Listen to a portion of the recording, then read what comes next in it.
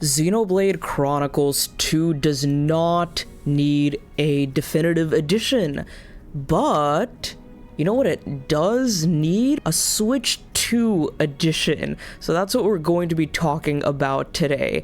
How's it poppin', guys? It's me, NishQuickPops, back with another Xenoblade Chronicles video. I want to tell you guys why I think a Switch 2 edition is better for Xenoblade Chronicles 2 than a definitive edition.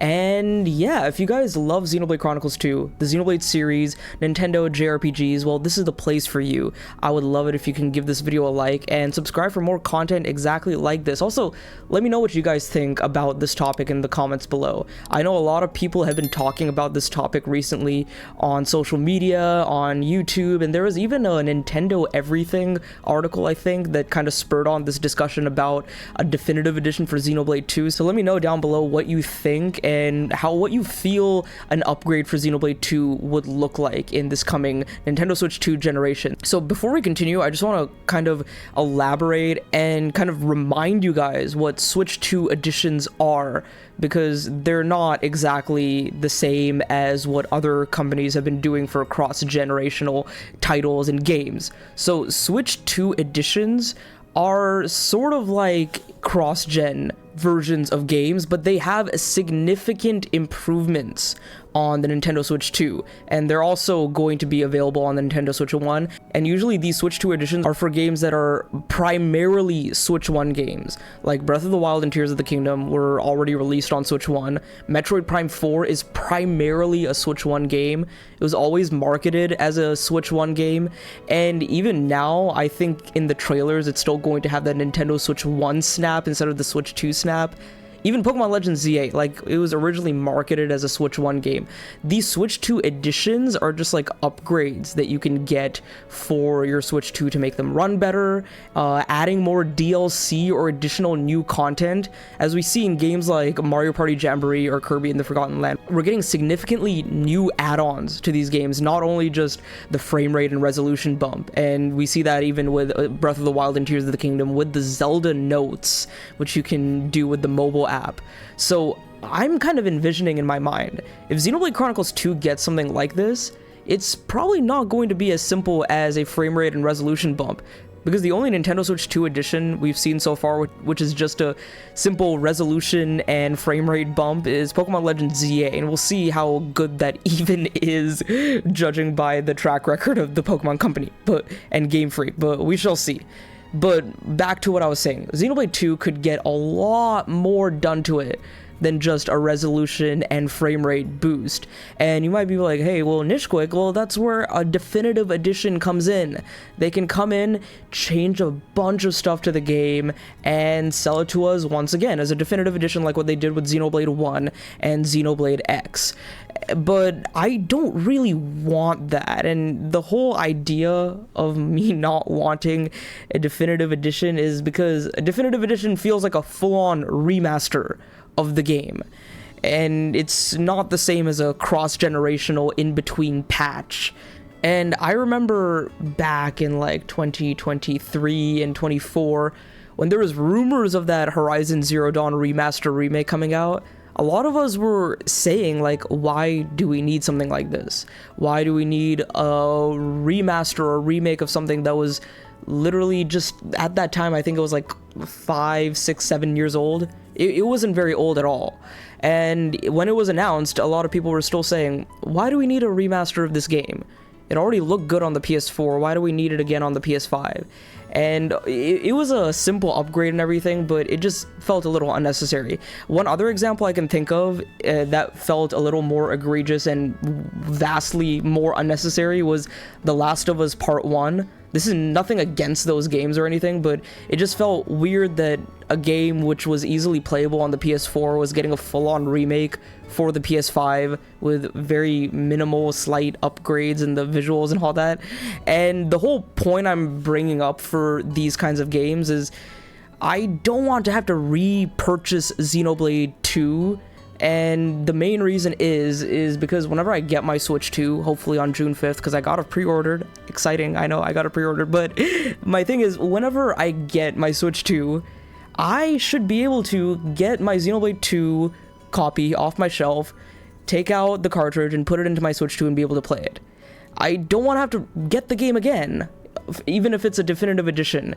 It just feels weird to have to make a completely separate version of a game and resell it again on literally just the next console generation following the previous one, when backwards compatibility is a thing.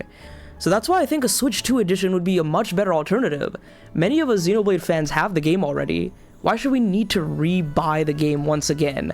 A lot of these definitive edition upgrades, maybe not all of them, but a good bit of them could be included in a Switch 2 edition. And in a Switch 2 edition, we've seen that some of these are priced at maybe like a range between $10 to $20. I don't quote me on this. I don't really remember. If I'm wrong, I'm sorry. There's a lot of like up in the air stuff about Switch 2, so if I'm wrong about that, I apologize. But my point still stands that I would want to pay probably a smaller fee versus a full-on $70 price for a full-on new version of Xenoblade 2. I don't know if you guys feel the same, but that's just how I personally feel. So that covers why I don't really want a definitive edition, why I think a Switch 2 edition is a better alternative. But what could they add to a Switch 2 edition of Xenoblade 2? Because a lot of us are like talking about what could be improved. Xenoblade 2 is a very messy game. It was kind of rushed in many ways, as we might know from the development history of the game. And despite it still being a phenomenal game, it's one of my favorite games of all time, there is a lot of room for improvement. There's a lot of things that I forgave the game because they were very big detrimental experiences for me. But looking back at it, I still love the game all in all. So what could they improve in a Switch 2 edition, which may not be as big of an overhaul as a definitive edition? Well, like I said, Nintendo seems to be going above and beyond with some of these Switch 2 editions. They're not just simple upscale and performance patches, like with the Zelda notes and the DLCs and all that stuff. So I totally think that at least cleaning up the UI and making sure a lot of the information is displayed a lot better, I think that could definitely be something that they add to a patch for the game. I don't know how crazy of an overhaul that could be, but I feel like if they're going above and beyond and adding like mobile device integration, I feel like they can go in and like just clean up the UI a lot more, especially with some of the menus, make the affinity chart a little less convoluted, make the battle UI a little more organized, and just simple things like that. And I do want to give a quick shout out and plug to our other channel. Me and my buddy Kevin, the protagonist, we have a Xenoblade podcast called the Conduit Cast, which you guys definitely might know. I have the link in the description of every single YouTube video that I put out. You guys should definitely check that out if you guys are Xenoblade Chronicles fans. But in one of our episodes last year, we brought on our other friend Yggdrasil to talk about what could be in a Xenoblade Chronicles 2 Definitive Edition. And I did mention a lot of the issues with the UI that could be cleaned up and retouched and redesigned for a eventual definitive edition, and I still feel like that is applicable and still feel like that could be done with a Switch 2 edition. So I'm giving a shout out to that video. I'll have it linked down in the description, and you guys should definitely check that out because it's now relevant more than ever. And of course, this goes without saying, but for a Switch 2 edition, visuals, performance, that will definitely be significantly improved. If Monolith Soft could pull off a game like Xenoblade Chronicles 2 on Switch 1 hardware, I can definitely see them going 4K 60 FPS on the Switch 2. Breath of the Wild and Tears of the Kingdom seem to be running at 4K 60 FPS, so I would hope to see something like that for Xenoblade Chronicles 2 as well. I don't think we'll have like redone textures and new assets or anything like that. I think a nice, just simple resolution increase, nice frame rate increase would be good enough. And I think with the powerful talent they have at Monolith Soft, I think that's definitely something that is very doable. Here is something that is a little more controversial. I don't think everyone will agree with me on this, and I am sort of iffy on it as well, but remixed tracks. I know this is very iffy for some people, especially me. Xenoblade 2 is one of my favorite OSTs of all time, maybe even my favorite video game OST of all time. And I even mentioned in that Conduit Cast episode I just mentioned a while back that I don't want them to lay a fingernail on the OST. if you look at Xenoblade X Definitive Edition, they didn't lay a fingernail on the OST. They didn't change anything, but they added in some new remixes. 2 notable songs, The Key We've Lost and Don't Worry, got really, really, really good remixes. And I actually like the remixes more than the original. And of course, you remember, Xenoblade 1 got a whole new, like, revamped, remastered OST. And in some instances, I like the original Wii and 3DS songs more than the Switch songs, but in general, I like the remastered OST of Xenoblade 1 more than the original. In the instance of a Xenoblade 2 Definitive Edition, I would want them to kind of go in the direction of Xenoblade X Definitive Edition, maybe take some of the most iconic songs from the game and do some remixes. Don't change them up significantly, like maybe get Genbird back to do new versions of Drifting Soul and One Last You, maybe even Moment of Eternity if they're going to do some stuff with Torn of the Golden Country, but don't mess around too much with the OST. Like, I don't know, don't mess with Tomorrow With You, maybe my favorite Xenoblade Chronicles 2 song. Don't mess around with, like, some of the iconic melodies like Walking With You and The Decision and After Despair and Hope. Maybe some of the other, like, iconic songs, like I said, the vocal songs, and maybe even some area themes, you can just play around with them a little bit, but don't do a massive overhaul to the OST like what you guys did with Xenoblade 1. Even though the attention to detail on the Xenoblade 1 OST was very good, I will give them that. Better audio mixing and sound design would just be so great for this game, because the sound mixing, the audio mixing, the overall audio stuff with this game is kind of weird. You might be in a cutscene, a very emotional, very heart-wrenching cutscene, but sometimes you won't be able to hear the dub. You might not be able to hear what the characters are saying because the music might be too loud, or and the character voices and the dub is too soft, and just annoying things like that, which could be totally, like, fixed in a Switch 2 edition. But the thing that I don't want them to change is the dub. That would require more work than what is necessarily required for a Switch 2 edition. And you guys might be like, oh, well, Nishquick, they're bringing, like, the voice actors back for Tears of the Kingdom and Breath of the Wild to do the memories with the Zelda notes, and that's pretty cool. But I just feel like doing a whole new recording for the dub of a giant JRPG is way more of a commitment than just doing a few voice lines here and there for the Zelda games on their Switch 2 edition. So keep the dub, just fix the audio mixing because it's a little all over the place. And this is a cool thought that I had. In a Switch 2 edition, or even a definitive edition if they even choose to go down that route, even though I don't want them to, but maybe after Chapter 7, they give you the option to be like, hey, do you want to play Torn of the Golden Country right now?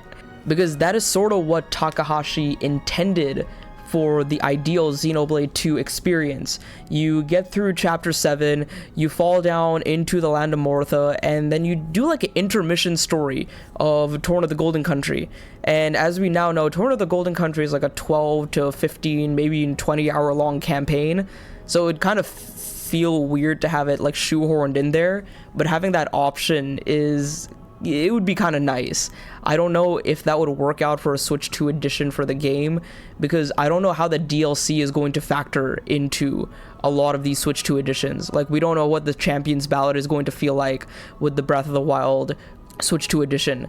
So will a lot of the hypothetical Switch 2 edition upgrades to Xenoblade 2 translate over into Torn of the Golden Country as well? I don't know, that's just something I've been thinking about. But this final thing I want to talk about is the major reason why I want something new added on to Xenoblade Chronicles 2, whether it's a definitive edition or a Switch 2 edition. And after hearing about the Switch 2 editions in the April 2nd Nintendo Direct, I thought in my mind, I'm like, hey, this specific thing is something so perfect that they can add to Xenoblade 2 to make it a quality Switch 2 edition. And that would be an epilogue story. And we see like DLC adventures that they're doing for like games like Kirby and the Forgotten Land. It's getting a whole new like DLC campaign. And Xenoblade is known for its epilogue stories or DLC stories. Future Connected, Torn of the Golden Country, the Chapter 13 epilogue of Xenoblade Chronicles X, and then of course you got Future Redeemed. But I feel like there's still a lot of story to be told in Xenoblade Chronicles 2. Go back to our Conduit Cast episode, we talk about this a lot, but I'll just say, post Xenoblade 2, there's a lot of questions that we have about the ending and the relationship that Blades and drivers now have that are different to what it was at the start of the game. After everything that happens at the end, the world is very different. Not only that, but there's a lot of things that lead nicely into the start of Xenoblade 3 right after Xenoblade 2 ends. And I think an epilogue story would be the best way to do that. I think it would be a great way to establish Nia as a protagonist, show how she becomes queen of Allrest, her different kind of relationship with Rex, Pyra, and Mithra, and how they kind of grow their family within Allrest. And not only that, but I think it can lead nicely into the construction of Origin, the meeting with the Xenoblade 1 characters through the medium of light, and it could give us a lot of answers to what maybe truly happened with Malos and Logos, because there's a few really cool hints that Tetsuya Takahashi gave us in his interview in the Ionios Moments art book. He did kind of hint that there's still a lot of room for Malos to return in a future Xenoblade Chronicles title. How that will happen, we will sort of see. But not only that, but he did say that Fog Beasts did sort of appear in Allrest, similar to how they did appear in Bionis for Shulk and Melia. So it would be really cool to have a Future Connected style episode for Xenoblade 2 starring Nia, just like how Future Connected had Melia in the starring role. And it would be cool if the Fog Beast that enters Allrest would be like a Telethia or something like that, because we got the Infernal Goldo in Bionis. Imagine one of the Telethias that goes into the Fog Rift at the end of Future Connected comes out the other side in Allrest as another Fog King. That would be so cool, and I would be so down for something like that. I've been discussing some of the possibilities of this with some friends. Maybe I can make an own separate dedicated video on this sometime later, but my point still stands that all of these additions and new improvements to Xenoblade 2 could fit very nicely into a Switch 2 edition instead of a definitive edition. I know like the talk of definitive editions are really hot right now, of course with Xenoblade X and Xenoblade 1, which got a really good one as well.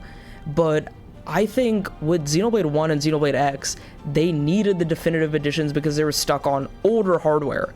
Wii U is not like natively backwards compatible with the Switch, so an entirely new version had to come out. And of course, the Wii version of Xenoblade 1 was very, very old, so a remaster was definitely something that was on the cards and something that was needed, especially for all the Xenoblade games to come out on the Switch so everyone could understand the full scope of everything with Xenoblade 3 and Future Redeemed. With Xenoblade 2, like I said, you will still be able to get it on the eShop, you will still be able to pop your physical cartridge into your Switch 2, so all it needs is a nice like performance and resolution bump, some nice quality of life improvements, and a nice additional epilogue to put at the end of the game, and a lot of that can be done with a simple Switch 2 edition. And something like that will really help the game have longer legs in sales and success as well. Like many things continued the success and sales of Xenoblade 2, Torn of the Golden Country, Super Smash Bros., Xenoblade 1 and Xenoblade 3's releases as well, and a Switch 2 edition can give it new life on this upcoming next generation of Nintendo. So let me know what you guys think in the comments below. Do you want a Switch 2 edition of Xenoblade Chronicles 2, or do you want a definitive edition? What are the pros and cons? What are your preferences? What do you think a Nia Future Connected kind of Fog King episode would look and feel like? Let me know everything about that in the comments down below, and if you enjoyed this video, give it a like, subscribe for more Xenoblade Chronicles and Nintendo Switch content just like this. This is Nishquick signing off. Have a great day. go play some great games today, like Xenoblade Chronicles 2, which is already on the Switch 1, and it'll be playable on the Switch 2 with backwards compatibility, so play it again. It's a great game, and I deserve to give it a replay sometime soon as well. I'll see you guys in the next one later. Hey guys, this is Nishquick. Thank you so much for watching that video, and if you enjoyed it, check out these 2 videos on the left, and maybe subscribe if you haven't on your way out. And big shout out to all my channel members whose names you can see on the screen right now. I'll see you guys in the next video. Later.